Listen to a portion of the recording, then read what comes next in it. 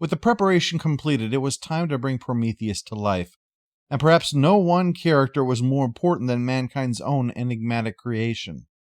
The android David had been present from the earliest drafts of John Spaihts' script. Intended to be a shipboard android exploring themes of creation and the human quest for origins, David served as a non-human perspective on the idea of humans seeking their creators while David was already among his own. Spaihts emphasized David's role as a servant disillusioned by his makers, drawing parallels to the Prometheus myth of stealing fire from the gods. Scott loved the idea and urged further developing David's role during rewrites. Naturally, Lindelof focused a great deal on that, deepening David's emotional and creative capabilities, portraying him as a surrogate son to Peter Weyland, yet ultimately a captive to his programming. This rewrite highlighted David's fascination with creation, his bondage to Weyland, and his growing independence after Weyland's death, allowing actions driven by curiosity or self-motivation rather than strict directives.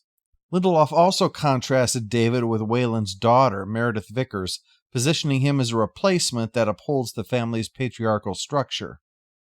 The script evolved to make David a symbol of the dangers of sentient AI, capable of free will and creation, subverting traditional robotic constraints seen in Scott's earlier films like Ash in Alien and The Replicants in Blade Runner. Ridley Scott identified Michael Fassbender as his top choice for David early in development.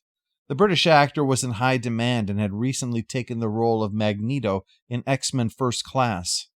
To bring David to life, Fassbender was given significant freedom to shape the role. He decided to avoid exploring Ash, Bishop, and Call, and instead sought inspiration from sources outside of Alien's sphere. In particular, Peter O'Toole's T.E. Lawrence in Lawrence of Arabia for David's decisive outsider nature and unfaltering pursuit of objectives. David watches the film in the movie, emulating Lawrence's mannerisms and hairstyle. Replicants in Blade Runner, particularly Rachel's vacant demeanor. David Bowie in The Man Who Fell to Earth for androgynous alien detachment. Dirk Bogarde in The Servant for subservience shifting to control. Olympic diver Greg Louganis for precise economic movement. And naturally, given the danger of self-aware AI that David represented, HAL 9000 in 2001: A Space Odyssey, especially the computer's calm, unsettling efficiency. Fassbender prepared by watching these films and building David's biography as a programmed entity questioning his motivations, whether they stem from directives or emerging self-awareness. He aimed for ambiguity in David's emotions, blending sincerity with sarcasm to keep audiences guessing. At Scott's request, he dyed his hair blonde to evoke an otherworldly appearance. As a prototype David 8 model, a template for commercial lines, he was unique with enhanced creativity and emotions. Costume designer Janty Yates dressed David similarly to the crew, but with finer lines for a linear, precise look, emphasizing his synthetic nature. Subtle details included Weyland's logo and David's fingerprints, and of course, white synthetic blood, like the rest of Alien's androids. Marketing featured a viral video as a Weyland Corporation ad for the David 8 model, narrated by Fassbender, showcasing his capabilities and emotional programming. Fassbender worked a great deal with Charlize Theron, or Theron as it's been Americanized by her. Originally, she was to play the protagonist Elizabeth Shaw, but due to a scheduling conflict, she came aboard as Mission Commander Vickers. They had a great rapport, those two. Theron teased him that androids always had posh British accents. At her suggestion, he went to Ridley Scott and asked about doing David with an Afrikaner accent, at which Scott burst out laughing and gave him a very definitive no. Fassbender enjoyed showing Theron hilarious and bizarre video clips right before they were going to perform, completely breaking her mental preparation every time. Yet still, she couldn't resist the playfulness. The coldness between them on screen was all the more impressive knowing how goofy and thick as thieves the two were once the camera wasn't rolling. When principal photography began in March of 2011, Fassbender spent the first week filming David's solo scenes on the Prometheus, exploring the ship while the crew was in cryosleep, biking, playing basketball, and learning languages. These scenes allowed for Fassbender to improvise, further deepening the mystique of the character. As mentioned, he also watched a clip of Lawrence of Arabia, coincidentally set in Wadi Rum, Jordan, where aerial footage was shot to enhance the look of LV-223. Little did anyone realize how history unfolding in the Arab world would wind up impacting the film. Fitting for a film universe where a major corporation caused disasters, the Alien prequel was impacted indirectly by real-world economic disaster. The 2008 financial crisis sent shock waves through the entire global economy.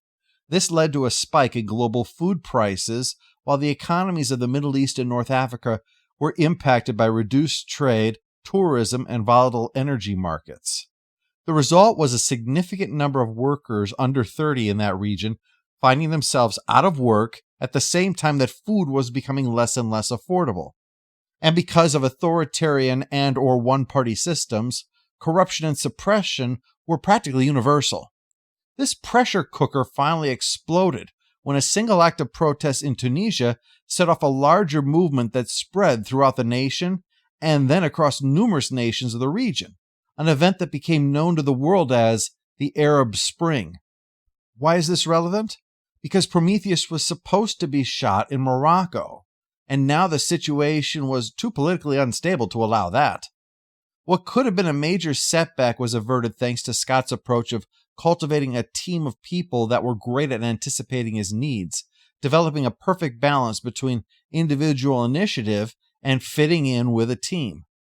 Scott's people immediately began a desperate pivot to find a new location, and after weeks of reconnoitering Iceland, it was agreed that it could serve as the site of the waterfall and the world of LV-223. It wasn't a perfect choice. The cast and crew found the cold, windy island uncomfortable to say the least, and the remote location came with logistical challenges as well. But it fit in perfectly with the approach for the film, practical production whenever possible. Even the Prometheus landing sequence used the actual landscape shots, spliced with NASA satellite imagery for sky and cloud effects, in order to ground the visuals in reality. The filmmakers constructed massive detailed sets to avoid relying on blank green screen stages. Nearly the entire spaceship Prometheus interior was built full size, down to every button and corridor. Theron recalled that the entire ship was built. The only green screen I saw was through the windows. External space visuals were pre-recorded and projected onto the ship's monitors during filming. They weren't added in later. This gave actors tangible environments to interact with, enhancing realism. Production designer Arthur Max's team even constructed the ampule room, the cavernous chamber housing the giant stone engineer head, as a full-scale set. The monolithic humanoid head at the center stood 32 feet tall, giving the set a truly cathedral-like presence. This gigantic statue, built at Pinewood Studios, satisfied Scott's request for an iconic, quasi-religious centerpiece celebrating the engineers. Other sets were equally impressive in scale. The Prometheus ship garage and airlock bay span nearly 200 feet in length, and the landing gear foot that a character collides with in the sandstorm was a 28-foot-high practical prop. Some pieces reached 35 to 40 feet high, requiring engineers, actual engineers, not the fictional ones, to fabricate large curved steel sections and bulk polystyrene forms that had to fit together perfectly on stage. To manage this complexity, Max pushed for an innovative 3D design process. Concept artists modeled set pieces in 3D so they could be built with feet and inches accuracy. This allowed rapid construction, sometimes too rapid. Sets went up so fast that on a few occasions, Scott requested a change only to find out the set had actually been finished already. Of course, 3D wasn't solely limited to the design process on this film. As mentioned, James Cameron had been making Avatar with 20th Century Fox while the first steps were being taken on the Alien prequel. As with his previous film Titanic, Cameron's film shattered box office records, and its success caused a resurgence of 3D in films. Ridley Scott, who as established was especially known for his visuals, fully embraced the trend for Prometheus. Now, many others, such as Joss Whedon, who since Alien Resurrection had gone on to make Marvel's The Avengers, added 3D to set pieces in post-production. In other words, after the film was shot, digital technology would then fake the 3D for the wow scenes in order to capitalize on the 3D trend. Well, Scott had a different take on it. See, he chose to go with native 3D instead, using Red Epic digital cameras paired on special 3reality Technica Atom rigs, and ran multiples simultaneously. Each rig contained a pair of perfectly synchronized cameras, giving depth to each shot. Using 4 identical rigs allowed Scott to capture multiple angles in one take, while keeping the 3D imagery consistent between shots for easier editing. A 5th rig on a Steadicam was available for moving shots. This setup demanded meticulous coordination, of course. 2 large 3D monitors were set up so that Scott and the crew could watch live stereoscopic footage from any camera in real time. A custom stereo image processor system recorded all of the camera metadata and assisted with alignment of the twin lenses, ensuring the 3D images from different rigs could be merged seamlessly without eye strain. Scott committed fully to 3D for different reasons than his colleagues. It wasn't to make Prometheus more commercially viable, and he wasn't looking to enhance the wow scenes. Rather, it was, in a sense, an evolution of what Cameron had done, to treat 3D as a way of enhancing art rather than as a gimmick. He shot everything in 3D, even dialogue scenes, because what he was trying to do was essentially to not dazzle with things seeming to fly out of the screen, but rather to turn the screen into a window, where everything was seen as being a world on the other side of it, with literal depth giving that world reality. Tony Scott had worked with a Polish cinematographer named Dariusz Wolski on 2 films, Crimson Tide and The Fan, very early in the latter's film career. He spent a lot of time shooting music videos. Wolski was even nominated for a Best Cinematographer award by the ASC for Crimson Tide. He had since done work on Tim Burton's Alice in Wonderland, which added 3D in post-production, and Pirates of the Caribbean on Stranger Tides, which shot natively in 3D, giving him experience going into this film. He was thus candid with Ridley Scott about it, and showed him some of the shots from the original Alien. "See these?" he said. "Understand that if you do this, you can never make these shots. You try using long lenses, the 3D just doesn't work." It was a serious trade-off for Scott, who had used them to great effect over his career. But he accepted the limitation and reconsidered how he was going to shoot things to accommodate the 3D. Lighting for 3D was another hurdle, because 3D projection traditionally reduces image brightness by at least 50%. Wolski had to compensate on set with extra illumination. They actually created 2 graded versions of the film, one mastered at around 6-foot Lamberts for theaters with newer, brighter 3D projectors, and one at 4-foot Lamberts for typical venues, to ensure the audience would see crisp, vivid images in 3D. A Lambert is equal to the brightness of a perfectly diffusing surface emitting or reflecting 1 lumen per square centimeter. So again, 50% brighter. But it's fine. They decided to treat this bug as a feature by shooting it in chiaroscuro style, using bold light and shadow, which the 3D enhanced by giving tangible shape to darkness and light beams. Scott was delighted with the result. "I'll never work without 3D again," he remarked. This brought everything to life in a whole new way for Scott. The question was, could everything stand up to such scrutiny? The film's practical production wasn't limited to sets. The plan was to realize as many of the creatures with on-set special effects as possible.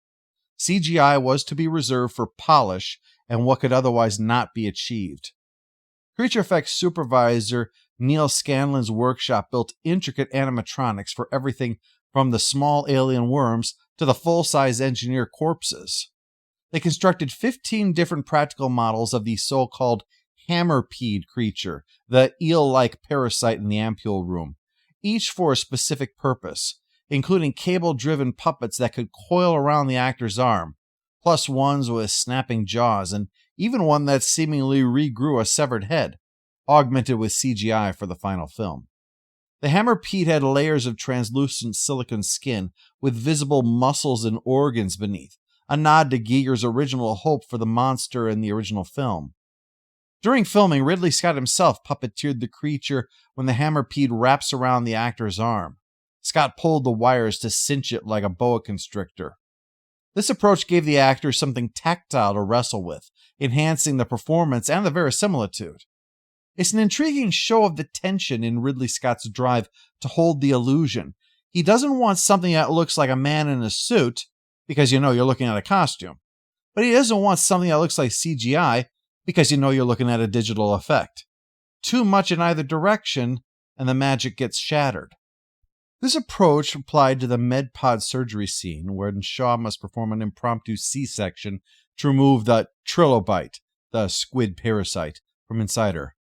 Noomi Rapace had been cast in the role and noted, "My first day on set, Ridley said to me, 'You don't have to prove anything, just come as you are.' It gave her confidence enough that she asked that they try to do the MedPod scene on set. I told Ridley I'd love to find a way to do it as real as possible, not in CGI, not chopped into little pieces." They built a fully functional MedPod prop, and Scanlan's crew provided a lifelike puppet trilobite, complete with writhing tentacles and a placenta sac. They shot many takes with this live puppet interacting with Rapace, only enhancing or replacing it with CGI in a few moments. For instance, when the creature is still encased in its translucent placenta, we'd have swapped in a CGI version to make it visibly convulse inside the goo, since the practical model's innards weren't moving. But once the trilobite bursts free, it's back to the practical animatronic flailing on her, giving weight and splatter that digital effects alone might lack. Rapace's performance was so intense and the scenario so gory that the film's crew felt this was their version of Alien's famous chestburster scene. Some of it was so gory, in fact, that it had to be excised from the final cut. In fact, the shoot was so intense, she started to have nightmares of black alien veins crawling under her skin after filming it. The same approach applied to the gigantic engineers. 7-foot-tall actor Ian White, who had played several members of the Predator's race in the two Alien vs. Predator films, donned elaborate full-body prosthetic makeup to play the sacrificial engineer in the opening, filmed on location in Iceland. The silicone suit gave him alabaster skin and a muscled physique, but it was so featureless and smooth that applying motion track markers for CGI augmentation was difficult. Weta did end up replacing the engineer with a CG double in a few of the shots, during the disintegration, obviously, to achieve the detailed DNA breakdown effects. But overall, the film worked hard to make things on the screen come from the things before the camera. And in June of 2012, it was on screens around the world. After all the work on Prometheus, reviews were a mixed bag. What got the most praise was Fassbender's performance as David, who, even as a quasi-villain, the audience couldn't help but connect with him. The visuals were also universally praised. Scott's signature ability to use the screen as a canvas, combined with a use of 3D that was artistically grounded rather than exploitive, drew a lot of acclaim. And there was a great deal of respect for the idea to want to explore big themes rather than a simple monster or horror film. However, what was a common criticism was that the narrative was a mess. The work tried to be mysterious and enigmatic, but instead proved to be random and chaotic. Muddled was a word that came up a lot, as did pompous. Vickers' death, being crushed by trying to outrun the rolling juggernaut instead of getting out of its way, became a punchline for the summer.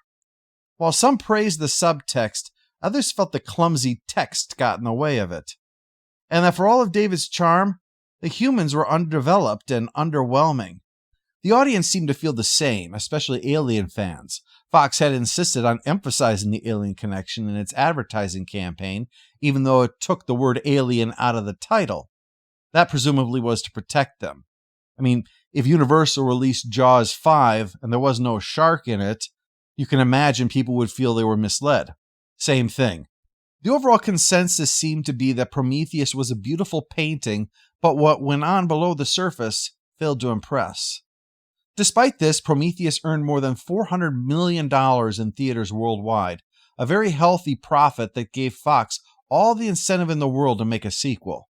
As established, Prometheus intentionally left many big questions unanswered to set up future stories, and even before Prometheus hit theaters, Scott was hinting that Prometheus 2 would follow Dr. Elizabeth Shaw on her quest for answers. He teased that Shaw's next destination, ominously referred to as paradise, would not be what it seems. If it is paradise, paradise cannot be what you think it is. Paradise has a connotation of being extremely sinister and ominous. The ending of Prometheus, with Shaw departing LV-223 alongside the android David's severed head, clearly set the stage for a sequel, prompting 20th Century Fox to begin actively developing a follow-up with Scott, Rapace, and Fassbender all expected to return. The initial impetus was both creative and commercial. Scott had a grand plan to continue exploring the alien universe's mysteries, and Fox saw the financial success of Prometheus as justification to continue. Scott indicated his plan was for additional films to bridge the 30-year timeline gap between Prometheus, which was set in 2093, and the original Alien, set in 2122. A whole saga of prequels that would gradually back into the story of Alien. But what surprised Scott from the feedback was the lamentation about the absence of the famous monsters of the series. The reason Scott had turned away from Spate's script plans had partially been a belief that between the final 2 films in the series, plus the crossover films, that the xenomorphs were, quote, cooked. That is, had been overexposed to being passé, if not an outright joke. Well, he pondered the feedback, and then made a public admission. Wow, okay, I'm wrong. He didn't scrap the plans for Prometheus. Among all the criticisms of the film, not one was directed towards Fassbender's David. So continuing to explore the android was clearly the right move. But Scott acknowledged, okay, there wasn't alien fatigue after all. There was bad movie fatigue. Scott walked away from the Prometheus experience reconsidering the monster that had first made him a household name, and in doing so, admitted his own curiosity about the creatures and their origins. Well, he knew what Prometheus 2 had to be.